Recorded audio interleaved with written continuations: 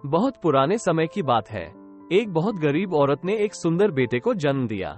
उस बच्चे के हाथ पर नीले रंग का एक बड़ा सा दाग था, जो पंडितों के अनुसार उसे भाग्यवान बना रहा था। उसके जन्म के साथ ही उस गांव के ज्ञानी ध्यानी पंडित ने भविष्यवाणी की कि यह बच्चा 14 साल की उम्र में एक राजकुमारी से विवाह करेगा और खुद राज करेगा। एक दिन ऐसा हुआ कि एक राजा शिकार खेलते हुए रास्ता भूलकर उसी गांव में आया, जहां उस बालक का जन्म हुआ था। गांव वालों ने उस राजा को पहचाना नहीं, क्योंकि उन लोगों ने कभी उसे देखा ही नहीं था। गांव के एक बूढ़े ने बातों बातों में राजा को बताया कि कुछ दिनों पहले उनके गांव में एक ऐसा बच्चा पैदा हुआ है, जो 14 साल की अवस्था में इस राज्य के राजा की लड़की से विवाह करेगा। राजा को ये बात सुनकर बहुत गुस्सा आया, क्योंकि कुछ दिन पहले उसके घर में एक बेटी का जन्म हुआ था। राजा वैसे भी बहुत ही घमंडी और कठोर हृदय का व्यक्ति था। राजा ने सोचा कि क्यों न मैं उस गरीब औरत को कुछ धन देकर इसका बच्चा इससे ले लूं और इसका काम तमाम कर दे, तो न ही यह भाग्यवान बच्चा रहेगा और न ही मेरी राजकुमारी से विवाह कर पाएगा। वो गांव के उस बूढ़े से बोला, बाबा तुम मुझे उस औरत के पास ले चलो। वो उस बच्चे को ठीक ढंग से नहीं पाल पाएगी। मैं उस बच्चे को अच्छे ढंग से पालकर बड़ा करूंगा। बूढ़ा उस राजा को उस भाग्यवान बच्चे की माँ के पास ले गया। राजा ने उससे अपना बच्चा देने की विनती की और बोला, तुम बहुत गरीब हो, इस बच्चे को कैसे पाल सकोगी? ये बच्चा मुझे दे दो, मैं इसे बहुत अच्छी तरह पालूंगा। वो गरीब औरत उसे अपना बच्चा देने से इनकार करती रही। तब राजा ने उसे बहुत सा धन दिया और बोला, इस धन से तुम अपना पेट पालना और जब ये तुम्हारा भाग्यवान बेटा बड़ा हो जाएगा तो खुद ही तुम्हारे पास आ जाएगा। गरीब माँ ने सोचा, चूंकि यह बहुत ही भाग्यशाली बच्चा है, इसीलिए यह अमीर आदमी इसे लेने मेरे घर आ पहुंचा है। शायद यही ईश्वर की इच्छा है। बहुत सोच विचार के बाद उस गरीब औरत ने अपना बच्चा राजा को दे दिया। राजा ने उस बच्चे के लिए एक लकड़ी का संदूक खरीदा और उस संदूक में डालकर बहते हुए पानी में छोड़ दिया। उसने सोचा कि दम घुटने से बच्चा इस संदूक के अंदर ही मर जाएगा। वो ये सोचकर मन ही मन बहुत खुश हो रहा था कि उसने अपनी प्यारी सी बेटी को उस अनचाहे पति से बचा लिया। मारने वाले से बचाने वाला बड़ा होता है। यही उस बच्चे के साथ भी हुआ। वो लकड़ी का संदूक बहते बहते एक पंचक्की में जाकर अटक गया। उस पंचक्की पर काम करने वाले नौकर ने जब वो लकड़ी का बक्सा देखा तो बहुत खुश हुआ। उसने सोचा कि उस बक्से में जरूर ढेर सारा धन होगा। उसने पानी में घुसकर इस संदूक को बाहर निकाला। जब उसने संदूक को खोला तो देखा कि गंदे से कपड़े पहने एक बच्चा उसमें सो रहा था। नौकर ने सोचा कि यह बच्चा मेरे किस काम का, क्यों न मैं इस बच्चे को पंचक्की के मालिक के पास ले जाऊं। वो जरूर इसे अपने पास रख लेगा, क्योंकि उसका अपना कोई बच्चा नहीं है। ऐसा सोचकर वो नौकर उस बच्चे को अपने मालिक के पास ले गया। पंचक्की का मालिक उस बच्चे को देखकर बहुत खुश हुआ। उसने सोचा कि शायद ईश्वर ने उसकी पत्नी की प्रार्थना सुन ली और इस बच्चे को उसके पास भेज दिया। उन दोनों पति पत्नी ने बड़े प्यार और लगन से उस बच्चे को पालना शुरू किया। जैसे जैसे कह बच्चा बड़ा होता गया, उसके चेहरे पर तेज आता गया। उसे कोई भी देखता तो देखता ही रह जाता। एक दिन एक घटना ऐसी घटी जिसने उस बच्चे के जन्म के समय की भविष्यवाणी को सच्चा सिद्ध कर दिया। राजा किसी काम से उसी रास्ते से बाहर जा रहा था जिस रास्ते पर वो पंचक्की थी। रास्ते में अचानक बहुत बड़ा तूफान आ गया, तो राजा को उसी पंचक्की के पास रुकना पड़ा। राजा ने उस सुंदर से युवक को दुकान पर बैठे देखा तो उस पंचक्की के मालिक से पूछा, क्या ये तुम्हारा बेटा है? ये तो बहुत ही सुंदर है। चक्की का मालिक बोला, यह मेरा बेटा ही है, क्योंकि हमने ही इसे पाल पोस कर बड़ा किया है। आज से करीब 14 साल पहले ये बच्चा हमें एक लकड़ी के संदूक में मिला था। राजा को पुरानी बातें एकदम ताजा हो गई। उसे चक्की के मालिक की बात सुनकर बहुत आश्चर्य हुआ कि वो बच्चा, जिसे वो अब तक मरा हुआ समझ रहा था, अभी तक जिंदा है। उसने उस लड़के को खत्म करने की तरकीब फिर सोची। वो पंचक्की के मालिक से बोला, क्या आप इस लड़के को मेरा एक काम करने की आज्ञा दे सकते हैं? मैं रानी के पास एक पत्र भिजवाना चाहता हूँ। ये पत्र बहुत ही जरूरी है। मैं इस काम के लिए इसे सोने के 2 सिक्के दूंगा। लड़के ने फौरन हाँ कर दी और चक्की का मालिक भी उसे भेजने के लिए तैयार हो गया। राजा ने झट से अपनी रानी को एक पत्र लिखा। उसने लिखा, जैसे ही यह लड़का तुम्हारे पास मेरा ये पत्र लेकर पहुंचे, तुम इसे मरवा देना और महल से दूर दफना भी देना। ये सब कुछ मेरे वापस आने से पहले हो जाना चाहिए। इतना लिखने के बाद उसने मुहरबंद वो पत्र उस लड़के को दे दिया। लड़का उस पत्र को लेकर राजमहल की ओर चल दिया। वो आज तक अपने घर से कहीं बहुत दूर नहीं गया था, अतः राजमहल का रास्ता नहीं ढूंढ सका और जंगल में ही भटकने लगा। शाम ढल चुकी थी, तभी अंधेरे में उसे दूर से रोशनी आती दिखाई दी। वो दौड़कर उस रोशनी की तरफ गया तो देखा कि वहां पर एक छोटा सा कच्चा घर था। उस घर में कोई दरवाजा नहीं था। जब वो उस घर में घुसा तो उसने देखा कि एक बूढ़ी औरत आग जलाए बिल्कुल अकेली बैठी है। वो औरत उस लड़के को अपने सामने देखकर डर गई। उसने लड़के से पूछा, बेटा तू कहाँ से आ रहा है और तुझे कहाँ जाना है? लड़के ने जवाब दिया, मैं पास के गांव की पंचक्की से आ रहा हूँ और रानी माँ को ये खत देने जा रहा हूँ, पर मैं इस जंगल में अपना रास्ता भूल गया हूँ। रास्ता ढूंढते ढूंढते शाम हो गई। अंधेरे में मुझे यही घर दिखाई दिया, इसलिए मैं रात गुजारने के लिए यहाँ आ गया। उस बूढ़ी औरत को उस लड़के पर बहुत दया आई, क्योंकि वो डाकुओं के ठहरने की जगह थी और वो बूढ़ी औरत उन डाकुओं की नौकरानी थी। उसे डर था कि अगर डाकुओं ने उसे देख लिया तो उसे मार डालेंगे। लड़के को ये जानकर पहले तो कुछ डर लगा कि वो डाकुओं के घर में घुस गया है, पर अंधेरे में कहीं और जाना भी आसान काम नहीं था और दिन भर चलते रहने के कारण वो बहुत थक चुका था, सो उसे बहुत जोरों की नींद आ रही थी। वो उस बुढ़िया के कहने पर घर के एक कोने में चुपचाप जमीन पर सो गया। आधी रात के बाद जब डाकू उस घर में आए तो किसी और को अपने घर में सोता देखकर अपनी नौकरानी पर बहुत गुस्सा करने लगे। बूढ़ी नौकरानी ने उन्हें सारी बात बता दी और वो चिट्ठी भी डाकुओं के सरदार के हाथ पर रख दी जो उस लड़के ने उसे दिखाई थी। राजा की मोहर देखकर उन डाकुओं को उस चिट्ठी पर कुछ शक हुआ। सरदार ने बड़ी सावधानी से उस चिट्ठी को खोलकर पढ़ा तो सोते हुए उस लड़के पर उसे बहुत तरस आया। उसने उस चिट्ठी को फाड़ दिया और एक दूसरी चिट्ठी उसमें रख दी। उस चिट्ठी में लिखा था, जैसे ही यह लड़का राजमहल में पहुंचे तुम इस लड़के से अपनी राजकुमारी का विवाह कर देना। ये काम मेरे वापस आने से पहले ही पूरा हो जाना चाहिए। ये खत उन्होंने उस लड़के के सामने रख दिया और सुबह होने से पहले ही डाकू वहां से चले गए। सुबह जब वो लड़का सोकर उठा तो उस बूढ़ी ने उसे कुछ जलपान कराया। फिर वो लड़का राजमहल की ओर चल पड़ा। राजमहल पहुंचकर उसने वो खत रानी माँ तक पहुंचा दिया। रानी ने जब खत पढ़ा तो उसे बड़ा आश्चर्य हुआ कि राजा ने ये कैसी आज्ञा दी है, एक अनजान लड़के से वो अपनी राजकुमारी का विवाह कर दे। खत पर राजा की मोहर लगी हुई थी, अतः ये कोई धोखा भी नहीं हो सकता। राजा के वापस आने से पहले ही उसे अपनी बेटी का विवाह इस लड़के से करना था। रानी ने लड़के को अपने पास बुलवाया। उसका भोला भाला और सुंदर चेहरा उसे बहुत पसंद आया और उसने अगले ही दिन उससे अपनी बेटी का विवाह कर दिया। लड़का राजकुमारी के साथ सुख से उस महल में ही रहने लगा। कुछ महीनों बाद राजा वापस अपने राजमहल में आया तो उस लड़के के बारे में जानने के लिए बहुत उत्सुक था, पर उसे जब ये पता लगा कि रानी ने राजकुमारी का विवाह उसी लड़के से करवा दिया है तो उसे बहुत गुस्सा आया। जिस बात को वो नहीं होने देना चाहता था उसकी पत्नी ने वैसा ही कर दिया। उसने अपनी पत्नी से वो खत मांगा। राजा ने उसमें उस लड़के से राजकुमारी के विवाह की बात लिखी देखकर हतप्रभ रह गया। उसे लड़के पर शक हुआ कि वो पढ़ा लिखा है, जरूर रास्ते में खत बदल दिया होगा।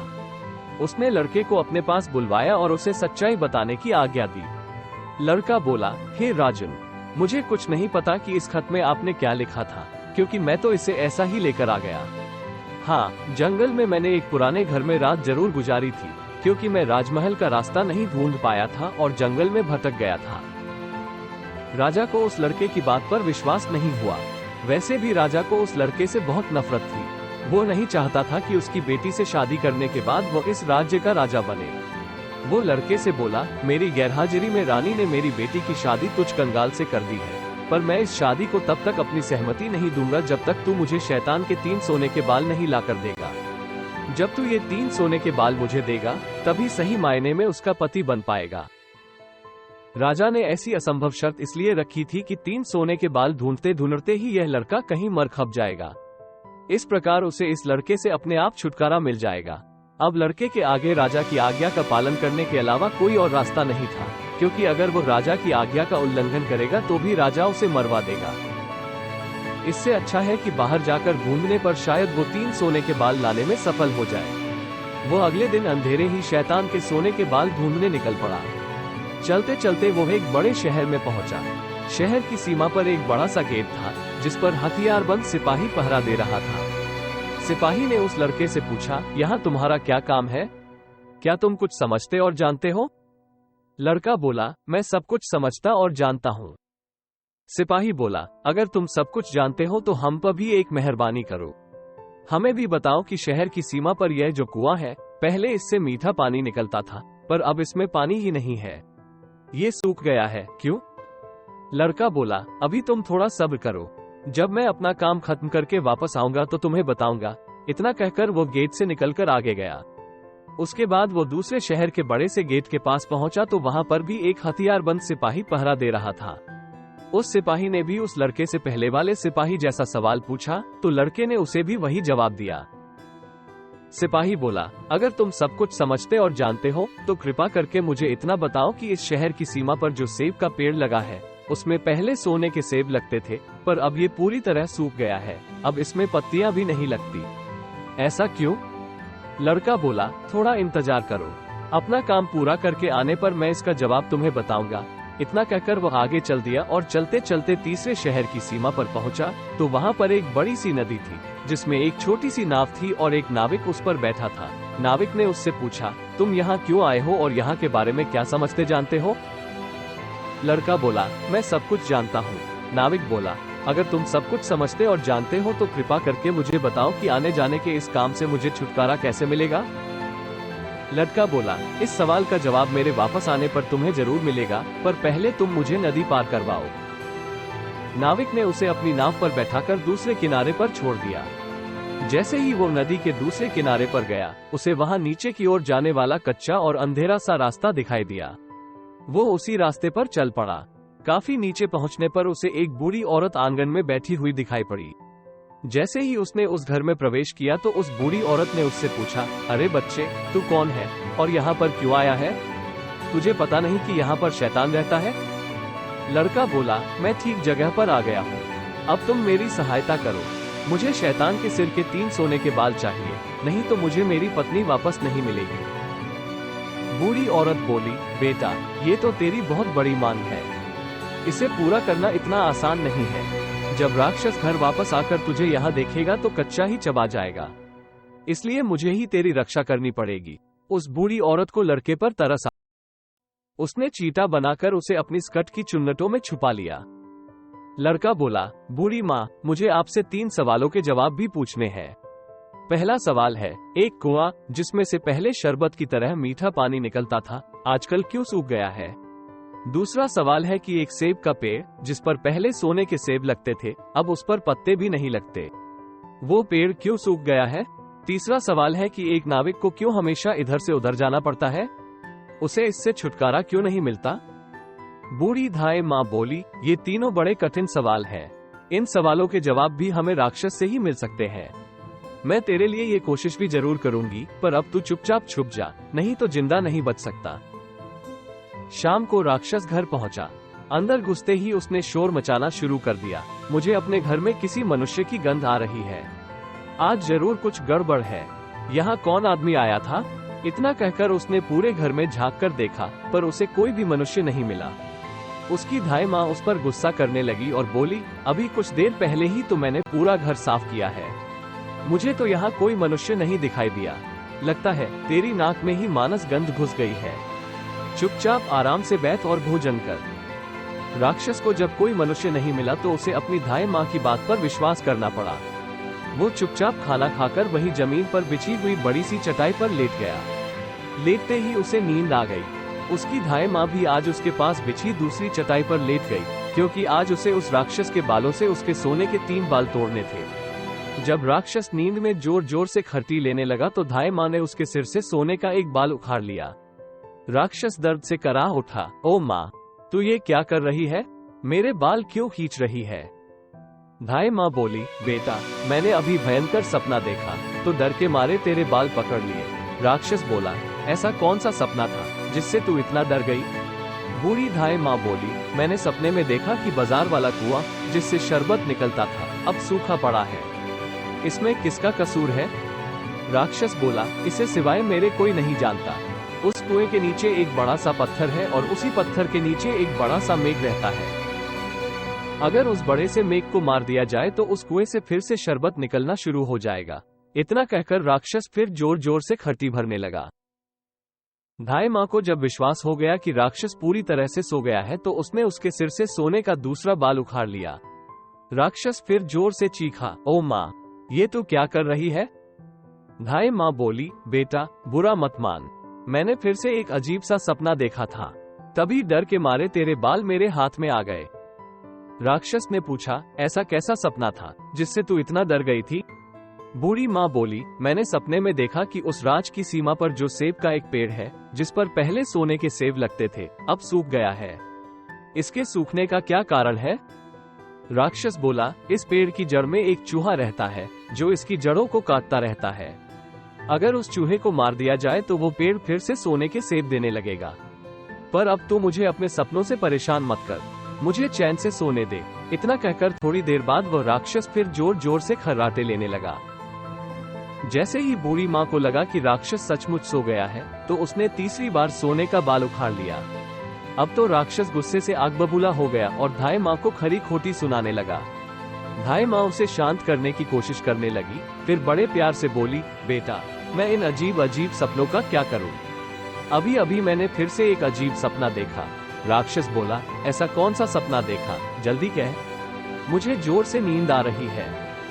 बूढ़ी माँ बोली, मैंने सपने में देखा कि मुझसे एक नाविक शिकायत कर रहा था कि उसे हर समय इधर से उधर जाना पड़ता है। उसे इससे छुटकारा क्यों नहीं मिलता? इसमें उसका क्या कसूर है? राक्षस बोला, वो नाविक मूर्ख है। जिस दिन वो किसी और आदमी के हाथ में अपना चप्पू दे देगा, उसे हर रोज के आने जाने से छुटकारा मिल जाएगा। इतना कहकर राक्षस फिर से अपनी चटाई पर लेट गया और खर्राटे लेने लगा। अब धाय माँ ने उस लड़के को अपनी स्कर्ट से निकाला और उसे 3 सोने के बाल देकर बोली, अपने तीनों सवालों के जवाब तो तू सुन ही चुका है। अब ये ले 3 बाल और तुरंत यहाँ से भाग जा। लड़के को असली रूप में करने के बाद धाय माँ ने झटपट उसे घर से बाहर निकाल दिया। लड़के ने हृदय से उसको धन्यवाद दिया और अपने ससुर के राज्य की ओर चल पड़ा। रास्ते में उसे फिर वही नाविक और पहरा देते हुए दोनों सिपाही मिले। नाविक ने जब उसे दूसरी ओर उतारा तो वो लड़का बोला, तुम अपना ये चप्पू किसी और के हाथ में दे देना, तभी तुम्हें इस रोज रोज के आने जाने से छुटकारा मिल जाएगा। जब सिपाही को उसने उसके प्रश्न का उत्तर बताया तो उसने बहुत सा धन एक गधे पर लाद कर उस लड़के को इनाम के रूप में दिया। वो उस धन से लदे हुए गधे को लेकर जब पहले सिपाही के पास पहुंचा तो उसे भी उसके प्रश्न का उत्तर बताया। उस सिपाही ने भी बहुत सा धन एक गधे पर लाद कर उसको इनाम दिया। अब वो सोने के 3 बाल और 2 गधों पर ढेर सारा धन लेकर अपने ससुर के पास पहुंचा तो उसे देखकर राजा हैरान रह गया। तीनों बाल और धन से भरे हुए 2 गधों को देखकर राजा ने उससे पूछा, तुम्हें यह इतना ढेर सारा धन कहां से मिला? लड़का बोला, मैं नदी के उस पार गया था, वहां मुझे बहुत सारा धन मिला, उसमें से कुछ धन मैं अपने साथ ले आया। राजा को लालच आ गया। वो लड़के से बोला, क्या मैं भी नदी के उस पार से तुम्हारी तरह कुछ धन ला सकता हूँ? लड़का बोला, क्यों नहीं, उस नदी में नाव पर एक नाविक बैठा है जो अपनी नाव से आपको उस पार ले जाएगा, पर आप उसका चप्पू उससे लेकर नाव को खुद चलाएंगे तो नदी की दूसरी ओर पहुंचकर ढेर सारा धन ले आएंगे। लालची राजा इतना सुनकर नदी की ओर चल पड़ा। वहां सचमुच ही एक छोटी सी नाव पर एक नाविक बैठा था। राजा उस नाविक के पास गया और उसके हाथ से उसका चप्पू लेकर खुद नाव चलाने लगा। अब उस नाविक को रोज के आने जाने से छुटकारा मिल गया और राजा को उस नाविक की जगह हर समय नाव पर इधर से उधर जाने की सजा मिली।